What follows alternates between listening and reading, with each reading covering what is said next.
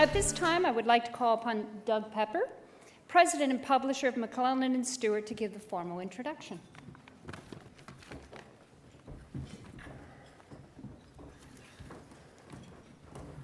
As Verity said, I'm Doug Pepper. I'm actually now the publisher of a newly formed book imprint called Signal, McClelland and Stewart. And I have the great honor to say I am Lord Black's Canadian publisher and have been for some time. On behalf of all of us at McClelland and Stewart, and on behalf of all right-thinking and even some wrong-thinking Canadians, we would like to welcome you back, Conrad. And while we had your books and while we had your National Post columns, we missed having you here, where you belong, and we're better for having you. When I asked a trusted advisor, and I have many trusted advisors, I can assure you, what I should say in introducing Lord Black here today, he said, very little. And make sure you get the syntax right and don't use any words you don't know the etymological meaning of or how to use them properly.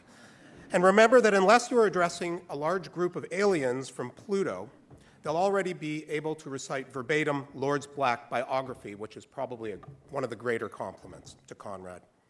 So lest I insult you all, unless you actually do come from Pluto, I will leave it at that, except to take this opportunity to mercilessly plug the books of Conrad Black. What else should I be doing, really?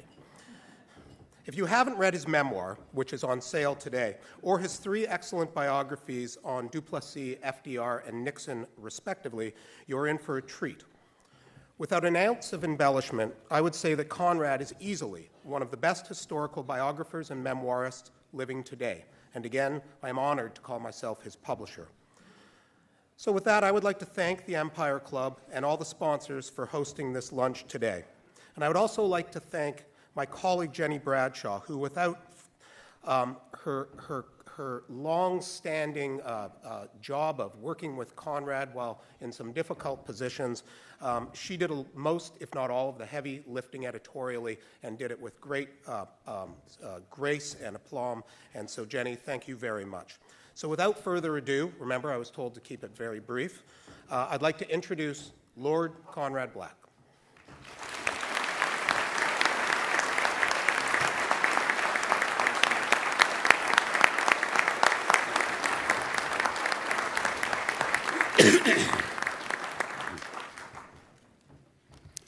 Thank you very much, Doug. I thought you were just hitting your stride with that sentence about best and greatest, and I'd be happy to yield some of my time if you want to take on from there a bit. Thank you, Verity. I have spoken in many places, but rarely with so gracious a convener. And thank you, Duncan, for being the sponsor. As you would know, I've not always been successful in extracting money from the Jackmans over the last 40 years. So it's quite an occasion for me.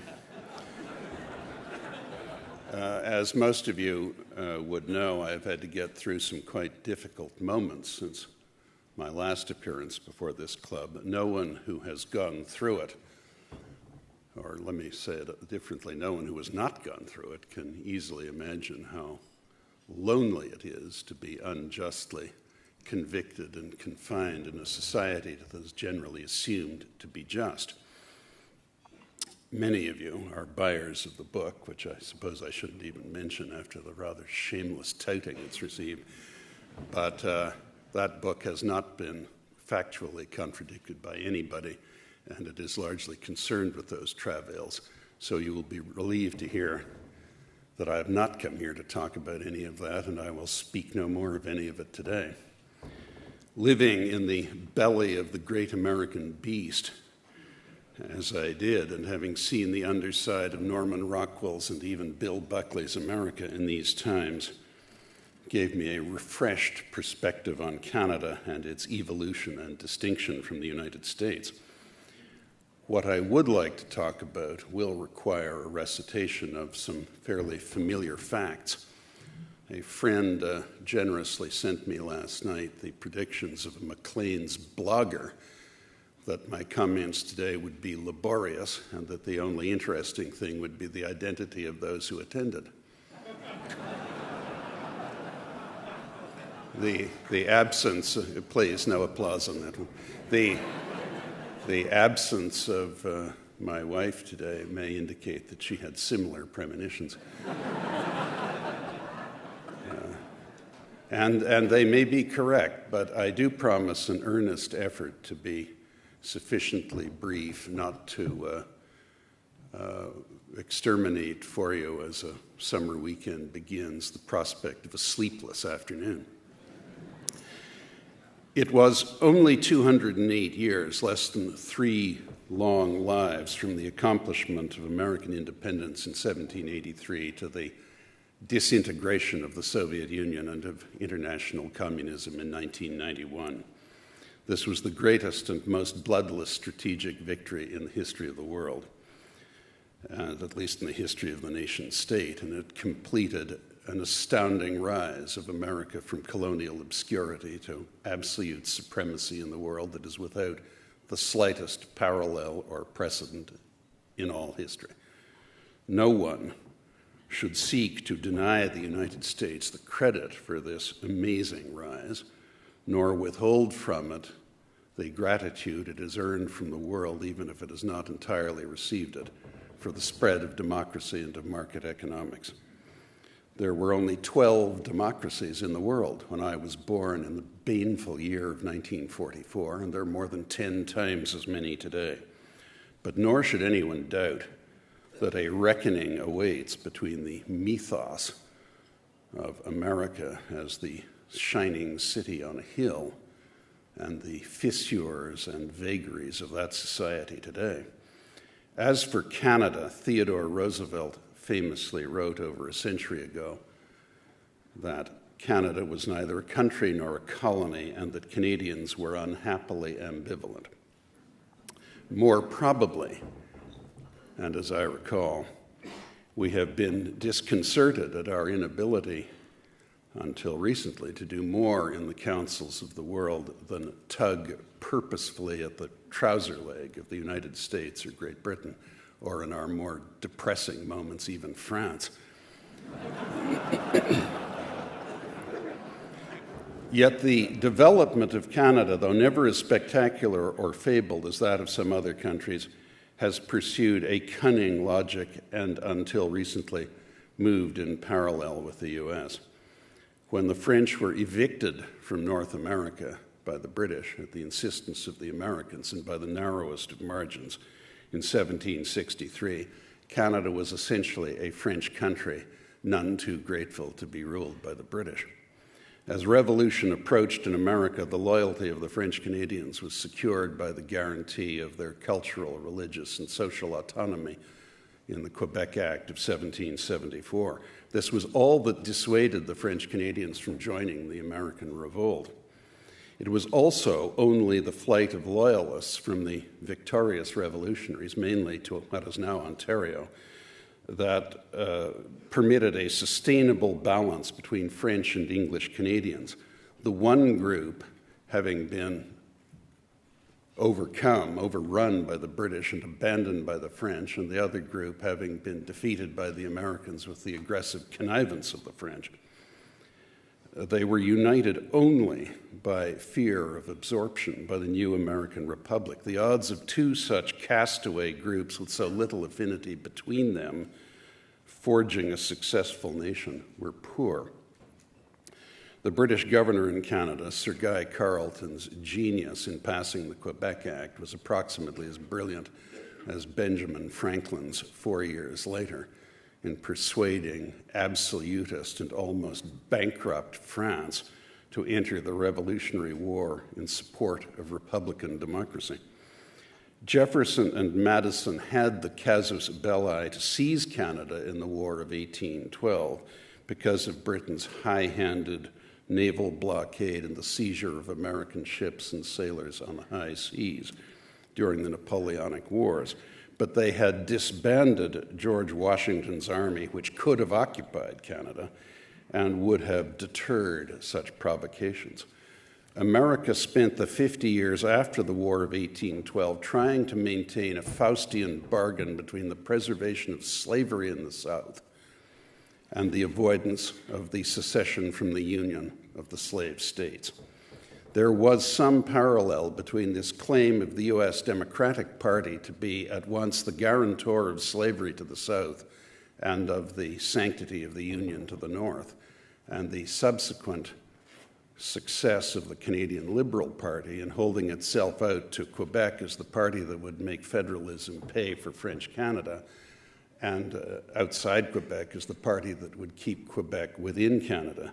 As a result of these arguments, the Democrats ruled for 52 of the 60 years between the rise of Jefferson and the rise of Lincoln, and the Canadian Liberals ruled for 80 of the 110 years from the rise of Laurier to the election of Stephen Harper.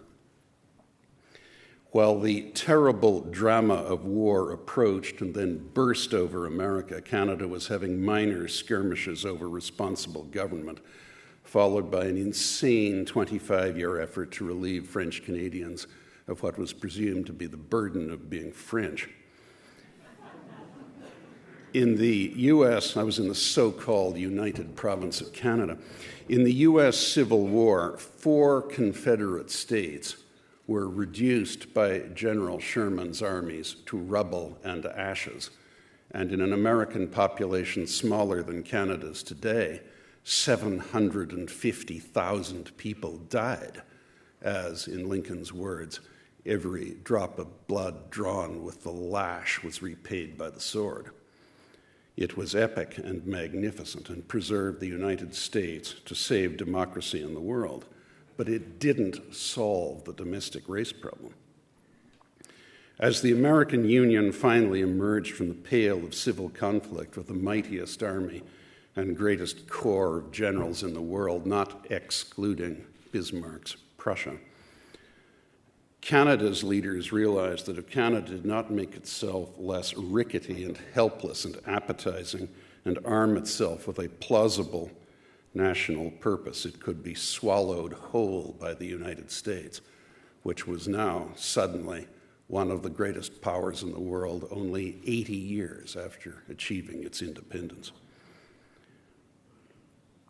Canada quickly discovered the virtues of being a country not, as Lord Durham had famously written 25 years before, of 2 nations warring in the bosom of a single state, but rather of an officially bicultural country.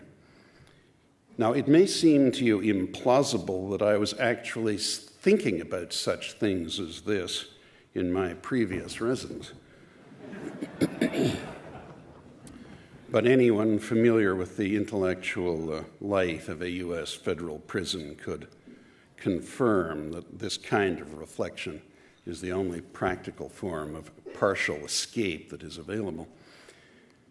In confederating, Canada was in step with the world's major powers.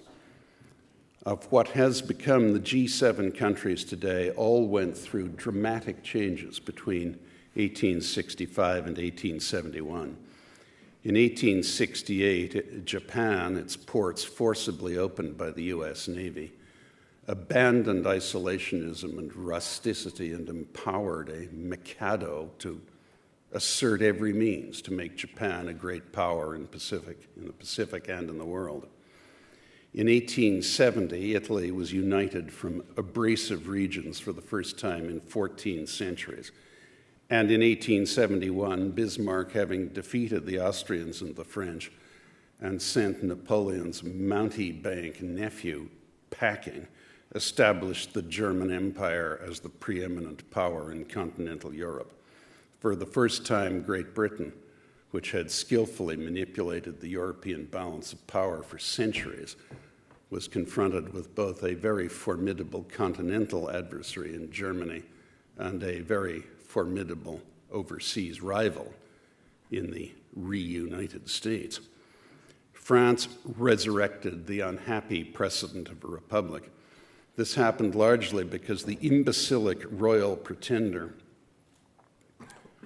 and this may give us a foretaste of what we may expect from the new regime in Paris now, the royal pretender rejected the compromise of a national flag that would be the now familiar blue, white, and red stripes on one side of the flag, and on the other, the monarchist white field with the fleur-de-lis, Republican on one side, monarchist on the other. The political configuration of the country would depend on which way the wind was blowing. Thus was the Third Republic born. The point of all this is that Canadian Confederation was not accidental, and though it did not seem so at the time, or at least not to many people, it has been among the most important and most durable of those arrangements, and unlike most of the contemporary changes in other countries, it was not violent. Some of this was luck and some of this was caution in Canada, but as I came to appreciate more clearly in my contemplative moments as a guest of the great American people, some of it also, as surely as the inexorable rise of America, which was much celebrated at or even before every stage, was the result of astute and imaginative nation building. Between the U.S. Civil War and the full emergence of the United States as a world power, a combination of Britain's strength in the world and the astuteness of Sir John Macdonald and Sir Wilfrid Laurier, who between them dealt with every one of the 10 presidents between Lincoln and Wilson, deterred the U.S. from recourse to force, a policy that successfully tempted that country through much of its history. In 22 of its first 27 U.S. presidential elections up to 1912, there was a senior military officer who successfully gained some electoral votes to national office. Usually in the hokey little wars the U.S. conducted against native people, Mexicans, and Spanish colonialists. Of America's first 24 presidents, 9 were generals and 1 was a colonel. Political and military careers haven't often come together in Canada, but Canada's very large voluntary contributions to the world wars when the country herself was not in imminent danger is, with Australia's and New Zealand's in the First World War, unique. And though Canada was usually taken for granted, and Mr. Churchill pretended to be the host at the Quebec conferences, and he and Roosevelt even debated whether to invite Mackenzie King to those conferences at all, Canada was effectively the third most powerful of the Western Allies. It galled Canadians of that time how under-recognized this fact was and has been.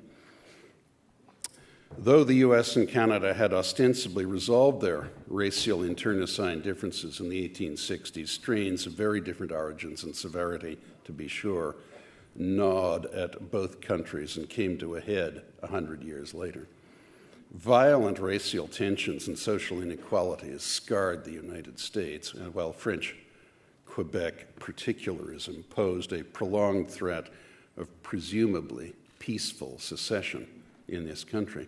Certainly Canada's problem, not based on pigmentation and the evil legacies of slavery, was less complicated, though American racial difficulties did not threaten to break up the country.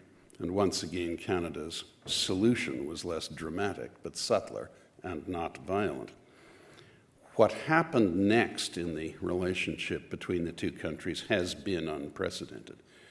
The United States observed the disintegration of its Soviet rival without bravura or any disrespect for Russia and its leaders.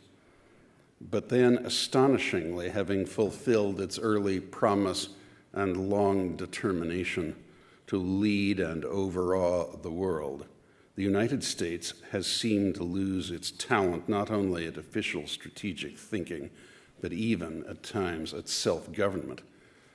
Energy imports, which had been decried as a menace to national security when they attained the level of 10% of requirements in the Eisenhower administration, ballooned to 60% of more than twice as great a level of national consumption at nearly 40 times the oil price.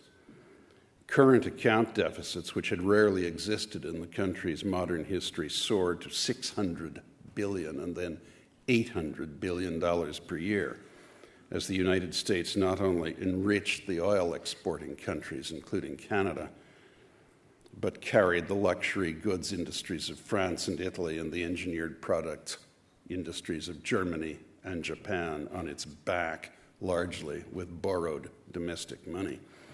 As scores of millions of simple manufacturing jobs were outsourced to developing countries, tens of millions of unskilled, underdocumented foreign laborers were allowed informally to enter the country to do menial work and overburden the welfare system. Trillions of dollars were borrowed from China and Japan to import, largely from China and Japan, what America had formerly made for itself.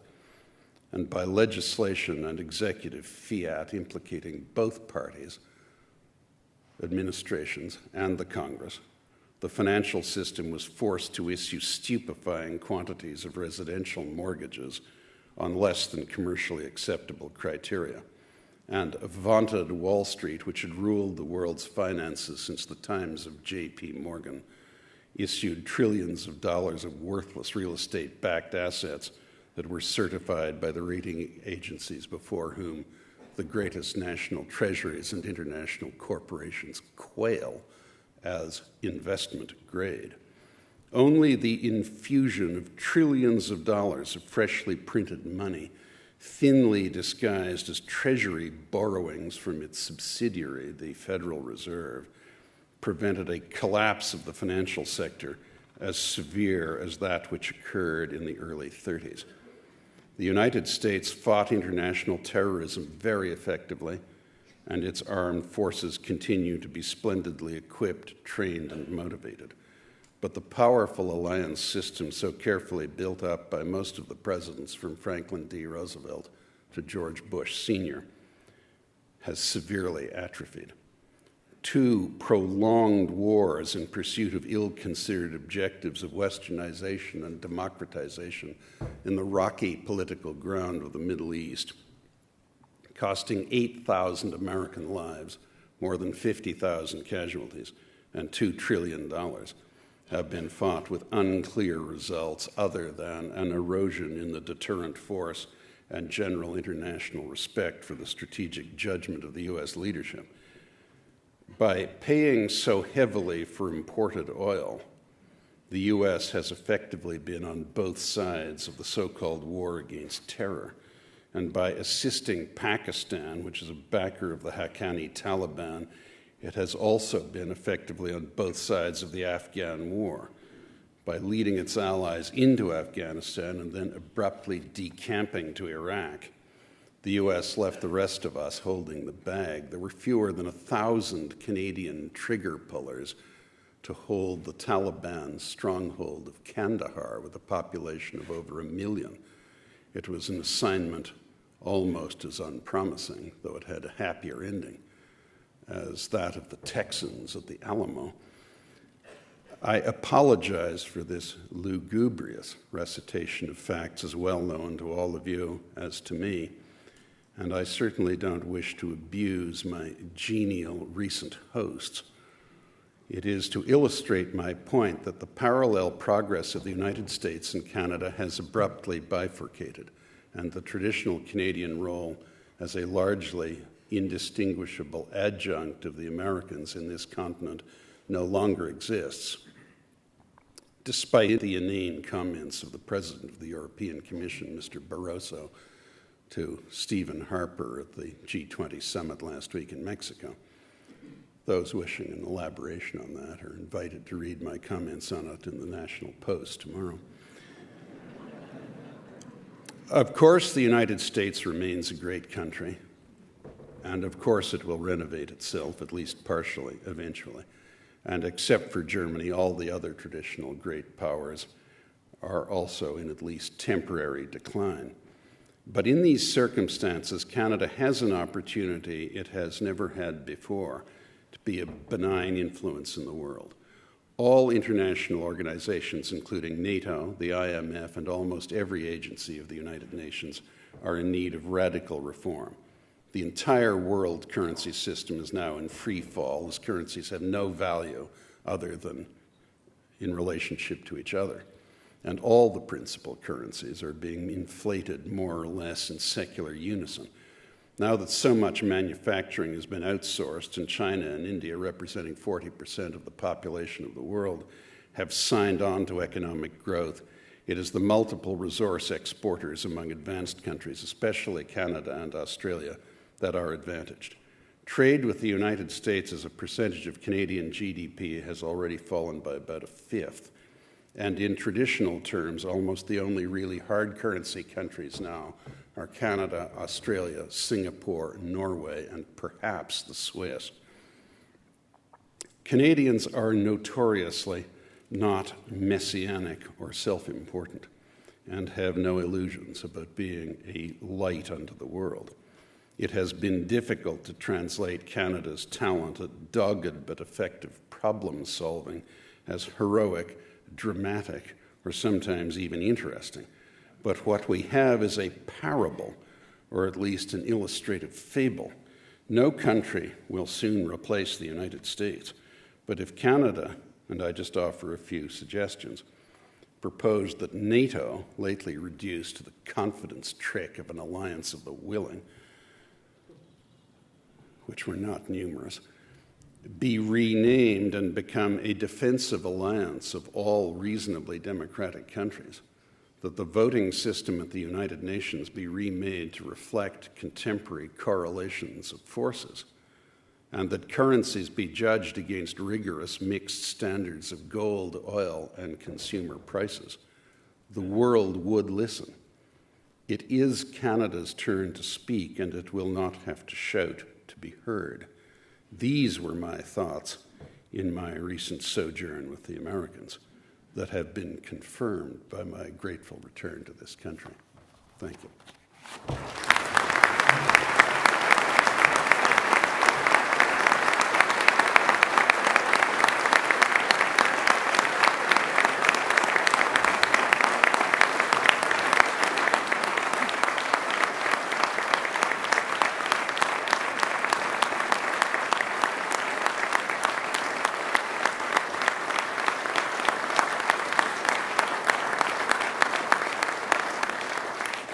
Ladies and gentlemen, at this time, Lord Black has been kind enough to take a few questions. So if you will raise your hand if you have any questions, and we have volunteers.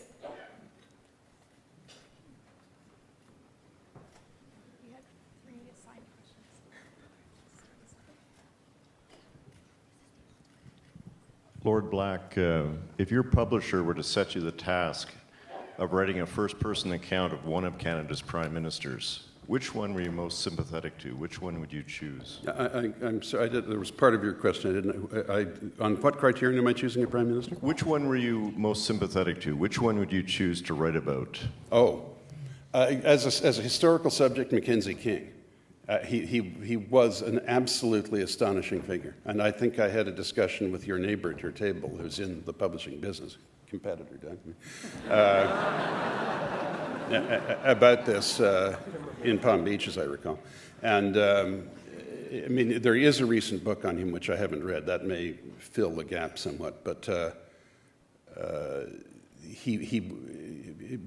I needn't elaborate too much, but he was the prime minister for 22 years. The people didn't like him. His own cabinet didn't like him. He lost his own constituency numerous times. He's on almost every page of the parliamentary guide. And he was an astonishing diarist. He lied to his diary repeatedly. He didn't even notice his falsehoods. And Frank Scott got part of him in that business about, the summit of his ambition was to pile a parliamentary committee on a royal commission, postpone, abstain. Almost he led us back to where we were before. But he was, in fact, a great leader in his way, and he was a unique Canadian figure.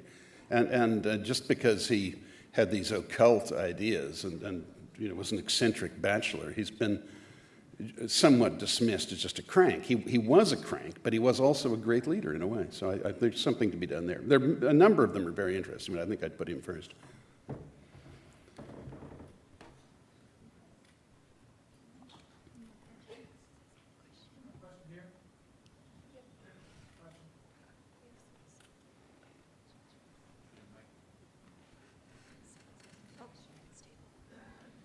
Mr. Black, it's an honor and a privilege to hear your comments. I think the large turnout bears witness to your legacy.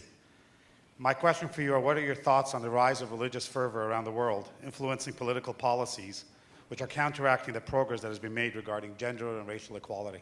I'm sorry, you spoke so rapidly. The rise of what around the world? The rise of religious fervor. Oh.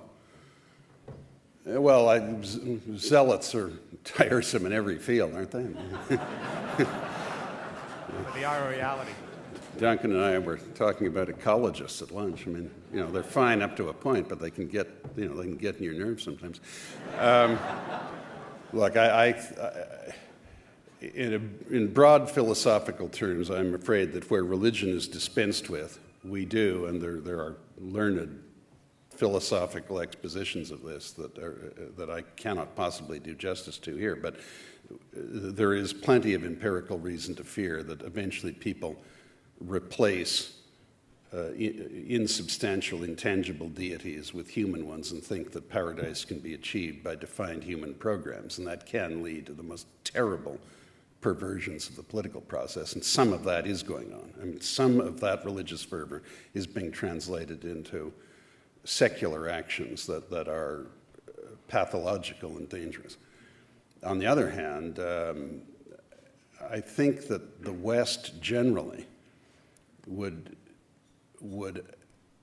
inform its secular policymaking better and would rebut more easily the claims of religious fanatics who represent us all as a bunch of infidels, atheists, and godless heretics and materialists if we were more respectful than the trend has been in recent decades of the conservation of our best Judeo-Christian traditions without any disrespect to other groups or non-believers.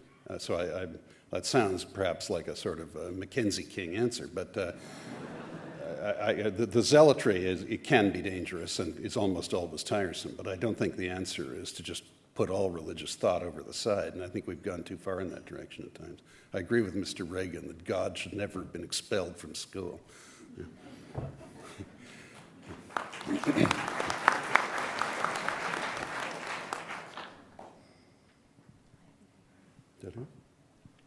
Question here. Yes, sir. If I may. You described a number of ways in which the United States had declined, current account deficits, overseas wars, borrowing from China. But I was surprised when you came back to say that you thought that it was a temporary decline, and that the United States would sort of reestablish itself. Well, what gives you that faith? It's fundamentally an extremely strong country. It is terribly corrupt, not perhaps by the standards of a great many countries in the world, but by the standards of its traditional peers. And the great schism in American society has always been between the self-image, the Norman Rockwell image, the wholesome, white-painted village of New England with the bandshell in the park and so forth, and the cynicism of the presentational apparatus, the hawkers and hucksters and much of Hollywood and so on. And I've always thought that one of the reasons that Ronald Reagan was a great president was that he effortlessly combined in his own person both Americas. He was real Hollywood, but he was also a very genuine, decent, wholesome-minded man. It is a country with an incomparably talented and motivated workforce. It is essentially a united country in terms of the great majority of Americans are still patriots who believe in the country. They're not, French cynics who think all politics is just nonsense and essentially a charade and a farce. And it has historically had strong leadership when it needed it. I don't think it will come back to where it was in terms of absolute preeminence, but I don't think it has any aspiration to do that. The U.S. really in its history never sought more than not to be bothered by foreigners. It was not an imperialist country the way the Europeans were going around the world taking over people's countries without being invited to do it. I mean, it did a slight bit of that, but that was never really the motive of the American public at all, and it isn't now. All they ever wanted was not to be threatened. And in that context, and with that continuing ambition, I think they'll sort their own house out. There's no reason to believe that it's a country in inexorable decline. I mean, for that, you have to go back to the 4th century Roman Empire or something. But that was a stage that the United States, at its most dissolute, doesn't begin to approach. Is that it? Thank you very much.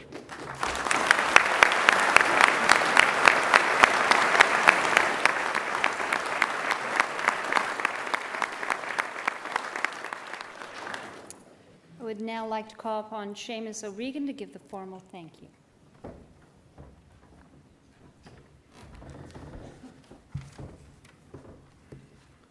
Lord Black, you continue to be one of the most divisive public figures in this country. But I think that there are a few things that we can all agree on. Your candor and your humor is legendary, well needed, and firmly intact. Your fortitude in the face of, to put it mildly, trying circumstances is exceptional. And while they may not admit it, I believe it has impressed even your sharpest critics. Your perspective on this country's place in the world and this country's place in history is utterly rare. And your use of the English language, dragging words from the cold, dank, underused margins, would probably even make Rex Murphy scream for a thesaurus. You challenge us always, but to be challenged and to rise to it is to become better. And for that, on behalf of everyone present, we thank you.